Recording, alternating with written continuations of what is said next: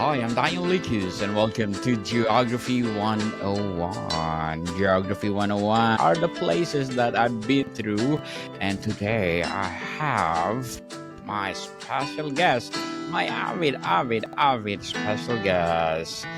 Of course, no other than Miss Colleen and Mr. Dana. Welcome, both of you, on Geography 101. And can you please introduce more about yourself? So good to be here. So good to see you again. Yes. Happy to be here with you, Daniel. One more time. Yes. And please do come back again from another podcast so that we can promote your digital dojo. Can you tell us about this advocacy of yours? Yeah, absolutely. Do you want to do the summary or shall I? You can go ahead. You do a very good job of it. Why, thank you. The Digital Dojo is a place that we're really excited about because we've both worked one-on-one and with groups and with companies and with couples and families for quite a long time, and since the early 2000s. And we've put it online. We've got online classes. We've got lots of access to videos, and all of the things that we're finding have really made a difference to our lives and have made a difference to the lives of our clients and our friends. Now we get to share it with everybody. So that's what the Digital Dojo is. Yes, and thank you so much for sharing your digital dojo to the world. Hoping for more and more advocacy like this to come. So today, let's talk about one of your favorite places on earth, which is... Drum roll, please. The Caribbean. Yes, my drum roll is late, but I will do it again. Please. Awesome. I was joking, but that was awesome. That was fantastic. Yes, so Caribbean. What was the very first sight, sound, or smell that truly made you feel I'm in a Caribbean now? Yeah, you first, I think. For me, it was flying into the airport and getting just low enough as we're coming into land that I felt like I could reach down and touch the crystal clear turquoise water. That is always a very powerful visual for me whenever I've been to the Caribbean. Definitely. Ms. Colleen? Yeah, and for me, it was we actually went because that's where Dana's family is from. So this was the island where his dad was from. We went to St. Kitts, and I'd certainly never been there before, but Dana had never been there before either. And for me, it was stepping off the plane and hearing the same accent I'd heard from so many years from his dad, but it was just everywhere. And I went, oh yeah, we are not in Canada anymore. Oh, how would you describe the unique daily rhythm or pace of life you observe in Caribbean? Mm-hmm. Oh, that's an awesome question, Daniel. And immediately what you notice in a very obvious way is that the pace is much slower. Lower. Oh, nice. Yes. And in that environment, and I've been to the Caribbean before many times, but this is the first time that I'd been to that part of the Caribbean where my father was born. And I just landed, like Colleen was talking about with the accents. It was really neat for me to watch her kind of acclimate to the accents. And it was really powerful for me to hear an accent from everyone that I only heard from my father when I was growing up. Right? In Canada, I didn't hear that accent as often, but to be there and be surrounded by everybody with that accent, and then to be reminded how that slower pace was so beautiful because everybody, it doesn't matter who you are, whether they think you're from there or not, everybody says good morning, everybody says good afternoon, everybody says good evening, everybody says have a good day. And I think that has a lot to do with the fact that the pace is just more relaxed in general. So people are really warm and really polite and really friendly and very open. Yes, and secluded. You think that, oh, I'm in a place where nobody knows me, but people interacting each other. Yes. Absolutely. Awesome. Very much. That's a good point. What interaction with local person left the deepest positive impression on you, both of you? Mm. Oh, there were a lot of those. Um, do you have one? I have one immediately, but you go ahead if you're No, no, no. You thinking. go first. I have too many. I'm thinking. So the one that stood out to me the most was we had gone to the pier, right, where interestingly enough, a lot of the big cruise ships come in, but there's like a whole little market and outdoor shops and restaurants in this particular area. And my mom and one of my sisters and I were kind of lagging behind because we had taken some photos. And Colleen and my other sister and her boyfriend, they went ahead to get us a seat in the restaurant. And my mom and my sister and I, we kind of stopped for a moment and just kind of shared our feelings about being on the island where my dad was born. And he had just passed away in late in 2022. And being there for the first time was very powerful. And we kind of were sharing our thoughts about it and thinking, you know, how he wasn't there with us physically, but we could feel his presence. And we gave each other a hug. So I had both my sisters, my sister and my mom, and I sort of pulled them close to me and I gave them both a hug. And a gentleman who I think was working in the market walked by and he stopped and he smiled a big smile. And in his very thick Caribbean accent, he said very gleefully a saying that we say in the Caribbean all the time, which is more love. And that means he's recognizing that love is present, connection is present, and that it's a beautiful blessing. So that's phrase, more love, he said about 3 times as he looked at us with a big smile and was so pleased and so happy to see that we were so close to one another. And he didn't know us and he didn't know why we were sharing that particular moment, but he celebrated it. And then all 3 of us said back to him, more love. And he said, have a blessed day. And he walked along. And we felt so moved by him being able to be, he's hustling to get to work, but he could see something special was happening. And we were in a climate and a culture where he could speak to it with a lot of joy. And so it was beautiful to share that joy with him in that moment. And that's the one that probably stood out the absolute most for me on the whole trip. And there were many, but that was a really powerful one. Truly empowering experience. Ms. Colleen? Yeah, that's a good one. Mine is actually at the same market. We had gone ahead and there was a woman there. A lot of people have something called snackettes. So it's just a little tiny place to eat, sort of like a casual, even more casual than a diner. And this was this woman's snackette. And she didn't get off the phone from her sister the entire time we were there. She at one point she did this and she was like, oh, this is my sister in England. So you're okay on your own. Yeah, we're good.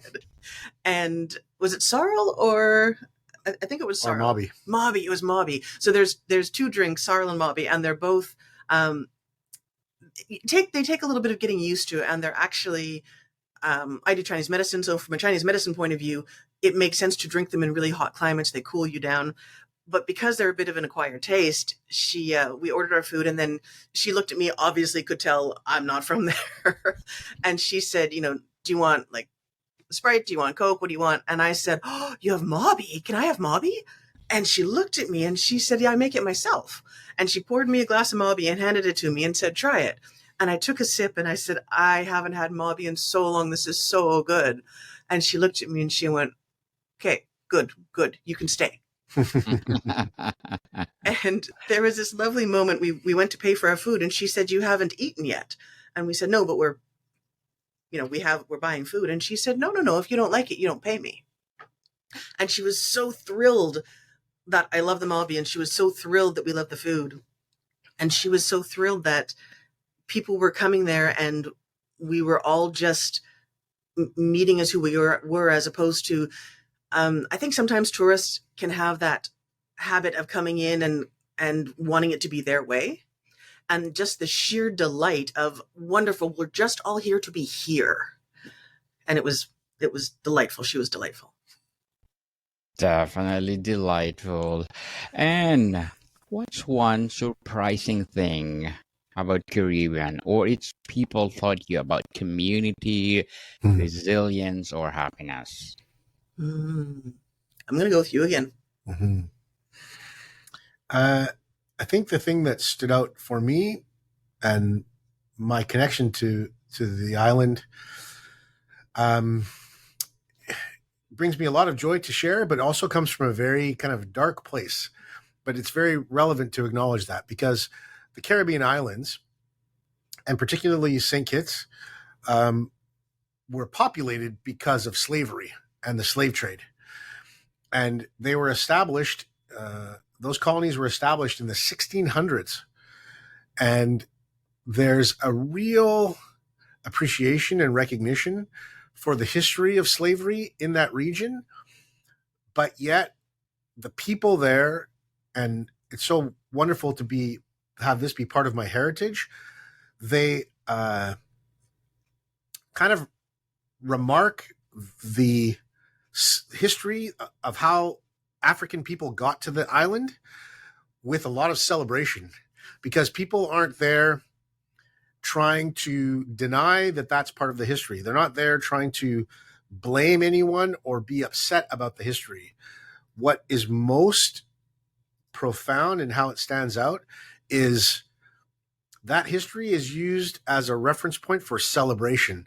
It's almost to say, look at how far we have come. Look at how far we have triumphed and prospered over such terrible beginnings to grow into a nation, a small nation, but a proud nation that does not hide from any part of its history. When St. Kitts got its independence from the British Empire, it was in the 1980s. And even that was an expression of joy and gratitude, saying, we can now stand on our own and be strong and full of pride, even though the place we started from was so full of discouragement and oppression.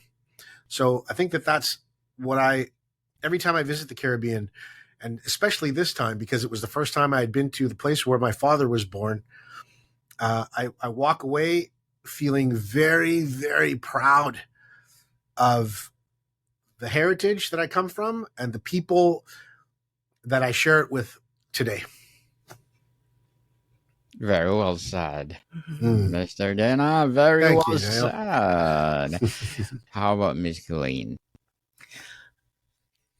I think my moment was, I mean, there were just so many moments. It was such a fabulous place to be. The place we were staying had a swimming pool, and thank goodness, because I'm really good in 20-degree weather, maybe 24.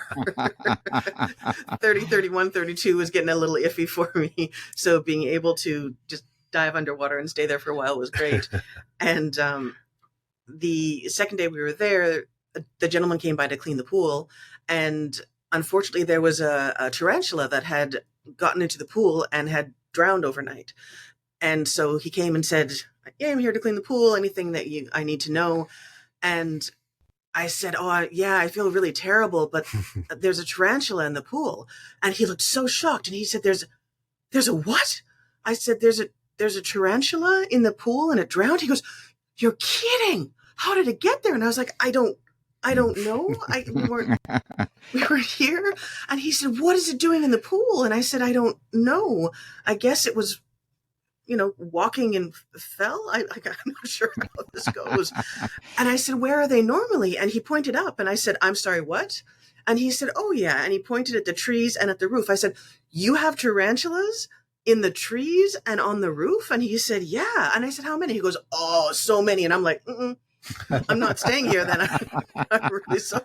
I have to go. And I said, how many? And he said, haven't you seen them?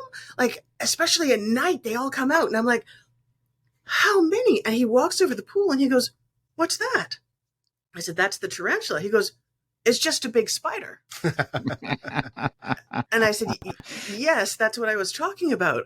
The tarantula. He goes, oh, yeah, no, that's just a big spider. And I said, well, what do you call it then if you don't call it a tarantula? And he looked at me deadpan and he went, big spider. Big spider indeed.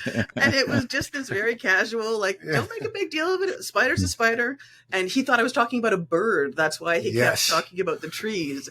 He was like, it sounded really fancy. I thought it was some kind of bird. Well, Miss Colleen and Mr. Dana, if you compare to the digital dojo about the community and resilience or happiness that you experience to your company, what is it? You just asked such great questions. You do, Daniel. It's awesome. Thank you. Thank you. I'm going to have to get you to go again. Immediately what your question made me think of, Daniel, was I got very reminded of the kind of community that I would like to see the digital dojo build and foster when I was in a place where my family is from, because it was a place of genuine joy and authentic invitation and real welcome desire to make you feel like your family. And the even though, you know, there's things like big spiders and terrible storms, and there's even an active volcano on the part of the island, everybody is pretty relaxed because they look at life from the perspective of, well, there's going to be things that you're going to have to face that you have no control over. But if you face them with a sense of joy and a sense of possibility, then you can handle those things and navigate through those things with a lot of strength and confidence, because everybody is helping everybody. Everybody is pulling together. No one is left out. No one's left hungry. No one's left cold. No one's left thirsty. And most importantly, no one is left lonely. So I would love to see that kind of culture and approach to society that I felt so powerfully, and I feel so powerfully every time I'm in the Caribbean, also come to the digital dojo so that people can feel that and feel like they are connected and feel like they are automatically welcome and feel and know that if they want to be, they can feel like they're amongst family. Yes, long live to digital dojo. Yes, let's empower people all over the world through the digital dojo. And how about you, Miss Colleen? Similarly, I think we were at a restaurant someplace, and there were people on the beach, and I asked a question, and this person said with great pride, "That's a public beach." And I said, "Oh, okay," because I noticed that this restaurant has some, branded chairs and towels and things like that down there. And they said again with great pride, and they said, "No, we made the laws here very specifically, so people can come in from the mainland and they can buy property and they can charge whatever they want at their restaurants, but nobody owns the beaches. The beaches belong to all of us. So no matter who you are, no matter where you are, the beaches belong to everyone." And that's a similar feeling to the digital dojo, is this idea that the things that are, because the beaches are not just, it's not just to have a beach, it's to have some place to go and to visit and to be with friends and to listen to music and to cool off and to be happy and to be healthy and to really enjoy your life. And the work that we're doing, at the heart of it, sometimes it's hard, but at the heart of it is that we all deserve to be happy, and we all deserve to be happy and healthy together. Definitely. And if you could instantly transport back to one specific location within Caribbean right now, where would it be and why? I think it's Gerald for me. Oh, right. When we first got there was this tiny, tiny little lizard, and Dana's sister's boyfriend was walking towards the pool, and I went, no, stop. And he froze, and I said, "There's a tiny lizard there." And he looked and he said, "Oh, I didn't see him. He blended in." And and it was hot, and the lizard was just sitting there, and I said, well, you can't step on Gerald. And he said, how do you know that's his name? And I said, look at him. He's obviously a Gerald. So I put some glasses and stuff outside because he was just hanging out in the sun to make sure nobody stepped on him. And then I hopped in the pool, and Gerald looked at me, and he took a little step, and he took a little step, and he started to walk down the side of the pool. And I thought, buddy, I don't think you can swim. And he got into the water, and then he just kind of started to float on the side. And I went, oh, Gerald, buddy. So I got him, I put him on the side. And he looked at me, he dried off, he warmed up in the sun, and he started crawling towards the pool again. Went in the pool, floating on his side. I was like, buddy, got him out of the pool.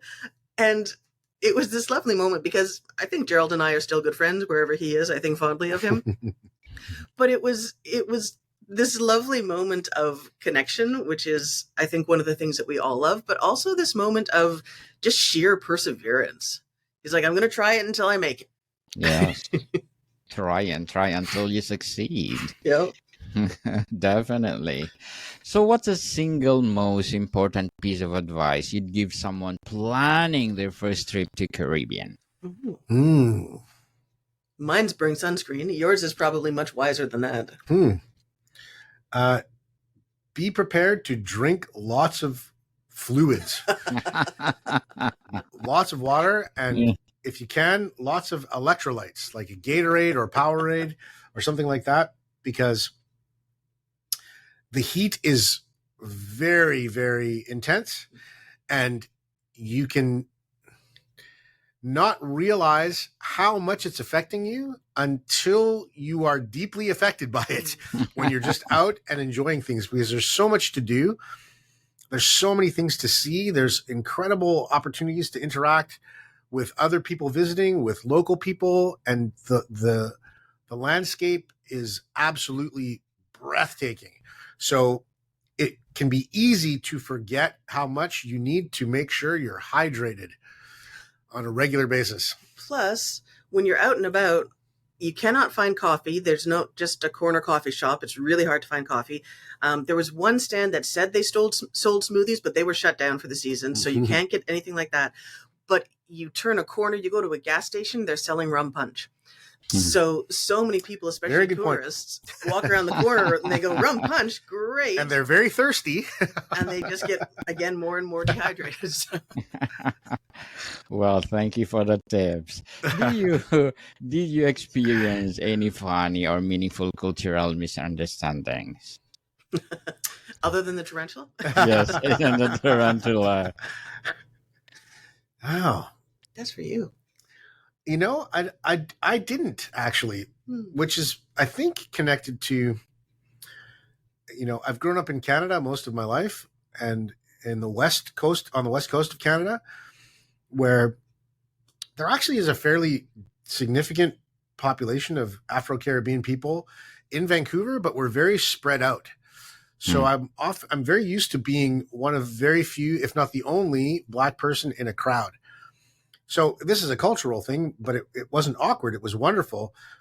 When I stepped off the plane, and everywhere I went in St. Kitts, I saw the majority of people who looked like me.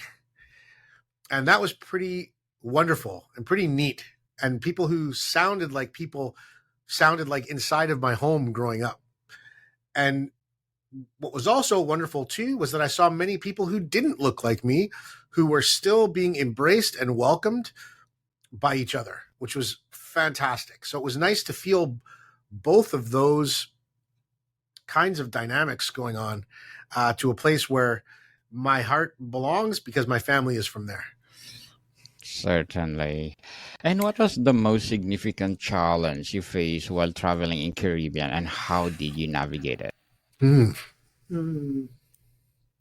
I mean, for people who are wimps like I am, I'm going to say the heat. Number one is the heat. Number one is the heat. I mean, it's stunning. It's beautiful. It's amazing. And you're walking through, it feels like you're walking through fog sometimes. The air is so dense. And again, without the electrolytes, like it's it's dizzying sometimes if you're not used to it, I think.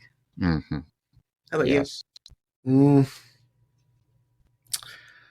I think that the most powerful thing that stood out to me as an obstacle was a lack of time, you? because there were so many things I wanted to see and so many places I wanted to visit, especially on that island, because I could retrace my father's footsteps of all the different places. And most of the places that we wanted to go to were kind of off the tourist path. They were off the regular beaten path that most people are get shown when they go to visit a place like that.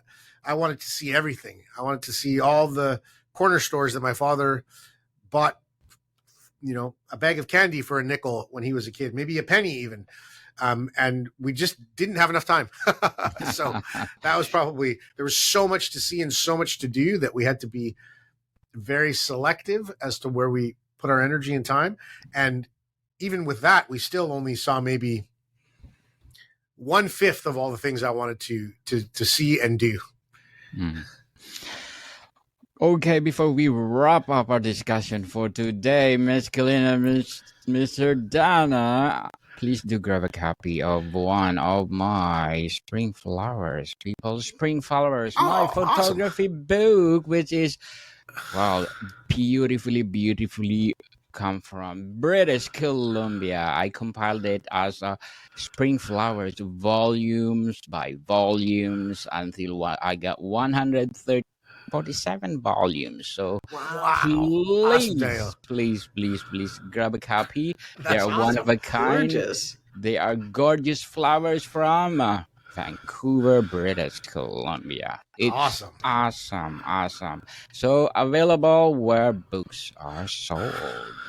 People, Amazing. Spring Flowers until 147 volumes. And Awesome. Ms. Colleen and Mr. Dana, if you had to summarize the essence of your Caribbean experience in just one word, what would it be? I'm going to say you again. For me, the one word is connection. Connection. Mm-hmm. Yes. Yeah. Totally connection because of the family. Yes, so much. And how about you, Miss Colleen?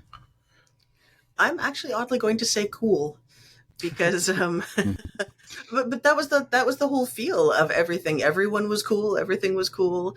I was happy to be where it was cool, but there was a real feeling of freedom and cool connection. Yeah, you got a sense that no matter where you were, no matter what was going on, everything was going to be all right. Yeah, definitely. Everything was going to be good, just fine. No worries. Yeah. No worries at all. Please visit Caribbean. Miss Colleen and Mr. Dana, thank you so much for being part on Geography 101. So can you please invite our listeners to support your advocacy, your digital dojo? Yeah, thank you again for having us. Yes, on. Thanks, Daniel. It's so fun to have all these different kinds of conversations with you. It's fabulous. I love it. Thank you. And we'd love for people to come by the Digital Dojo. We have everything from 6-week courses to free things that you can just test drive and see what suits you best, because we just want everybody to have a way in to feeling good. You can find us at thedigitaldojo.net, and all of our resources are there. All the social platforms and their links are there, and there's lots of wonderful stuff to take a look at and to continue a conversation with us that you started, or to start a brand new one with us. So thedigitaldojo.net is where you can find all of that. Yes, people, let's support the Digital Dojo, because if you support them, for sure, more and more empowering advocacy to come. So, Ms. Colleen and Mr. Dana, thank you so much for your time. Always, Daniel. Happy to spend time with you. Thank you very much. More to come, people. See you soon.